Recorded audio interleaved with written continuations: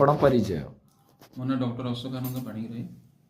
ଆୟୁର୍ବେଦିକ doctor. ଜଣେ Ayurveda doctor. ମୁଁ ଭୁବନେଶ୍ୱର ଶହୀଦ ନଗରରେ plot number B37 HL slim hair care ବୋଲି ଗୋଟେ ପ୍ରାଇଭେଟ୍ କମ୍ପାନୀରେ ଜବ୍ କରୁଛି।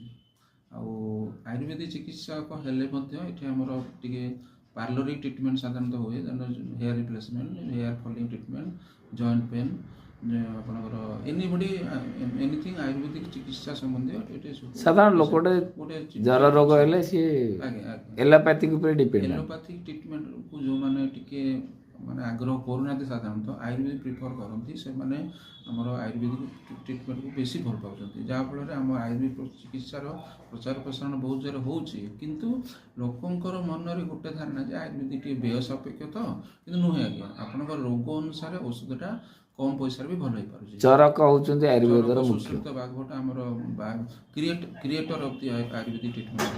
ଆଉ ଆୟୁର୍ବେଦିକ କନସେପ୍ଟ ଅଫ୍ ଟ୍ରିଟମେଣ୍ଟରେ ଆପଣଙ୍କର ଜିନିଷଟା ଟିକେ ଲଙ୍ଗ ଟର୍ମ ହେଇପାରେ, କିନ୍ତୁ କ୍ୟୁରେବଲ୍ ଆଜ୍ ସୁନ୍ ଆଜ୍ ପସିବଲ୍। ବିଭିନ୍ନ ସମୟରେ ଦେଖିବାକୁ ଗଲେ ସାଧାରଣ ଲୋକଟେ ଯେତେବେଳେ ତାର ଜର ରୋଗ ହୁଏ, और ଆଜମା ହୁଏ, और ସ୍ପଣ୍ଡିଲାଇଟିସ୍ ହୁଏ, ସେ ଡିପେଣ୍ଡ କରେ ଏଲୋପାଥିକ ଉପରେ। ଆଜି ଡକ୍ଟର ଆପଣ କ'ଣ କହୁଛନ୍ତି? ଆମର ଜ୍ୱର ଚିକିତ୍ସା ଉପରେ ଆମର ବାତ ପିତ୍ତ କଫ ତ୍ରିଦୋଷ ବାତ ଉପରେ ଆମେ ଟ୍ରିଟମେଣ୍ଟଟା କରୁଛୁ। ଆମେ ଦେଖିବୁ ଜ୍ୱରର ପୂର୍ବ ରୂପ ଅପସୟ, ଆମର ସବୁ ବିଭିନ୍ନ ସିଷ୍ଟମରେ ଆମେ ଯିବୁ। ଆମର ନାଡ଼ି ପରୀକ୍ଷା ଅଛି, ମୂତ୍ର ପରୀକ୍ଷା ଅଛି, ମଳମୂତ୍ର ପରୀକ୍ଷା ଅଛି, ବିଭିନ୍ନ ପରୀକ୍ଷା ହିସାବରେ ଆମେ ଚିକିତ୍ସା ଏଇଟା କରୁଛୁ।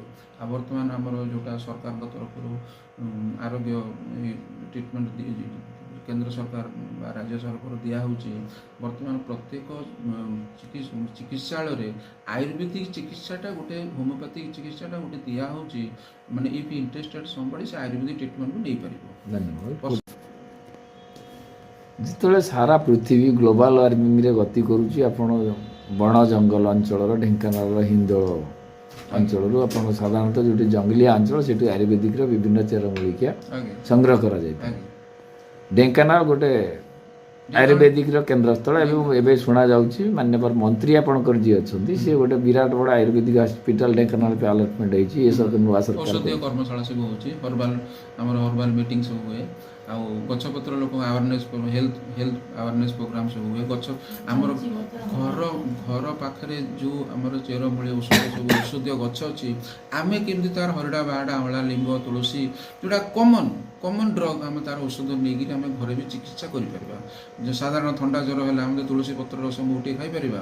ମ୍ୟାଲେରିଆ ହେଲେ ଆମେ ନିମ୍ବ ପତ୍ର ଟିକେ ତାର ଟିକେ ଖାଇପାରିବା। କି ଯେଉଁ କ୍ୱିନାଇନ୍ ଟାବଲେଟ୍ ତିଆରି ହେଉଛି, ସେ ନିମ୍ବ ପତ୍ରରୁ ନିମ୍ବ କଢ଼ିରୁ ଏକ୍ସପୋର୍ଟ ହେଇକି ସେଟା ବିଦେଶକୁ ଆସୁଛି। କିନ୍ତୁ ଆମେ ତାର ଦୀପତଳ ଅନ୍ଧାର କରି ଆମେ ଲିମ୍ବକୁ ଆଭଏଡ଼ କରୁ।